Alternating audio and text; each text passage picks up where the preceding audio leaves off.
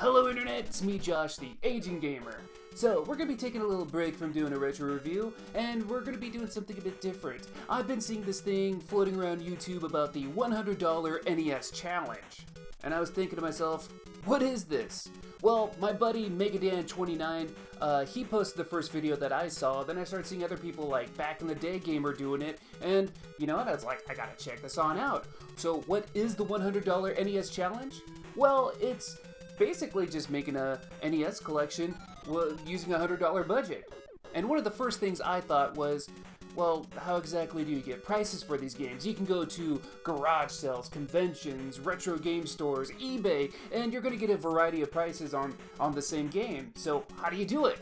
Well, again, Megadan29, which you should check out his channel. He's one of the best NES players I've ever seen, and he beat Battletoads with one life. I'm still blown away by that. But anyway, he used a website called pricecharting.com, and the prices on there seem pretty fair, and it made things super easy to do this. So since the price of retro video games seems to fluctuate up and down pretty quickly, I had to redo my list before this recording. I think it actually turned out better because of it, but let's go ahead and get to that. I only kept to one rule, and that's I'm only doing prices for US NES games. No PAL or Famicom regions, that's cheating, you can't do that. It has to be strictly US NES prices. I'm also going to be doing loose cartridge prices because why would I do a boxed one? That's going to be my whole budget right there.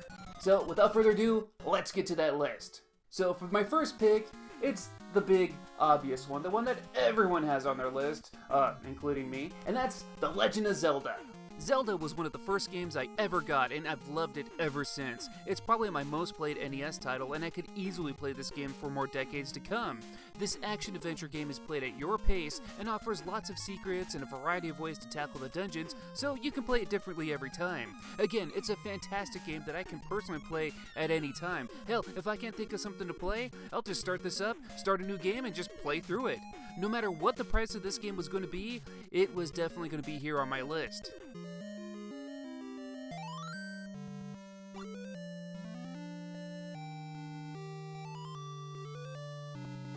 And not to mention that gold cart looks pretty sexy on the shelf.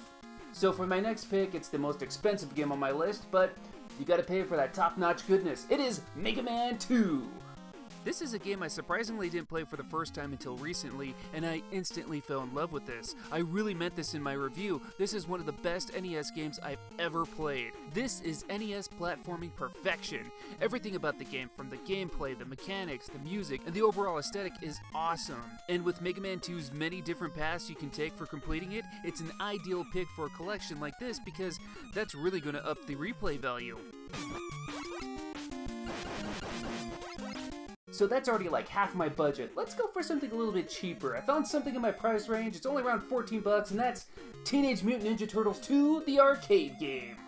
TMNT 2 is a solid beat-em-up featuring the very kick-ass Ninja Turtles. This game is fun, easy to get the hang of, and it features some of the most nostalgic characters of the yesteryears. While I don't like this game as much as the NES sequel, The Manhattan Project, at this price point, I couldn't help but put this on my list. It's fun, and if you got a friend to play with, it makes some great co-op action too.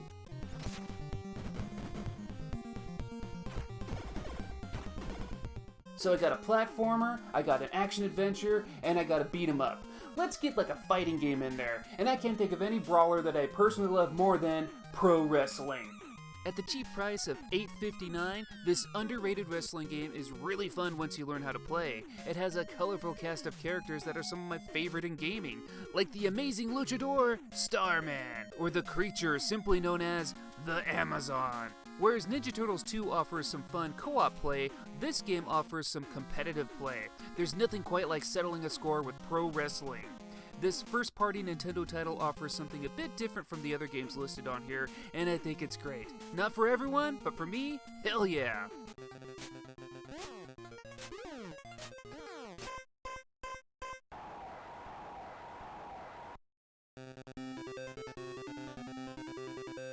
Now I could continue trying to find different genres of games, but let's be real, the NES is known for its awesome platformers. Well, I found another one in the right budget, and that's Ninja Gaiden 2, The Dark Sword of Chaos.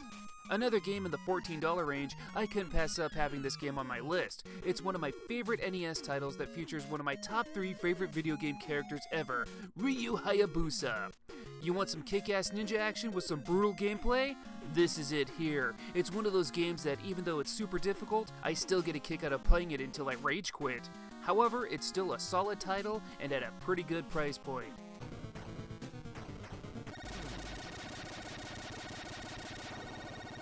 And so with those 5 games, I'm up to $88.91. There's not a whole lot of other games for $11, but hey, let's go ahead and go with the Super Mario and Duck Hunt cartridge.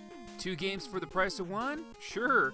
I'm not sure how this challenge includes games that require extra controllers like the NES Zapper, but hell, the cartridge is still worth it for Super Mario Bros. Alone. It's actually the cheapest way to get the game. And really, can you have an NES collection without a Mario title?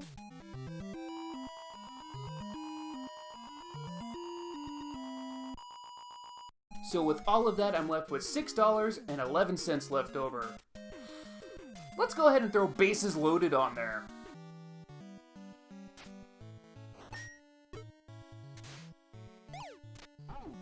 I don't really care for the game, but hey, we got ourselves a sports title on there. So to recap, I got The Legend of Zelda, Mega Man 2, Teenage Mutant Ninja Turtles 2 the arcade game, Pro Wrestling, Ninja Gaiden 2 The Dark Sword of Chaos, Super Mario and Duck Hunt, and Bases Loaded.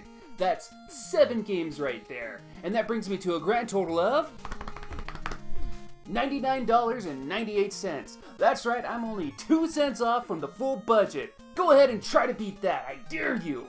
So, this was pretty fun. I love doing this. There was a lot of games that I was surprised about the prices. Like, I was going to put something like Darkwing Duck or Nightmare on Elm Street on here because I thought they'd be cheap, but they were like in the $70 range. Then I saw something like Ninja Turtles 2, and that's only $14. So, but that was really fun. I think I'll do more videos with other game consoles. It was just really fun. I'm hoping other people see this and do it too, because this is a fun challenge. So yeah, thank you guys for watching. That was my $100 NES challenge entry, so to speak, whatever. So yeah, I hope you guys enjoyed, and I'll see you guys all later. Subscribe, like, yada yada yada. I'll see you all later.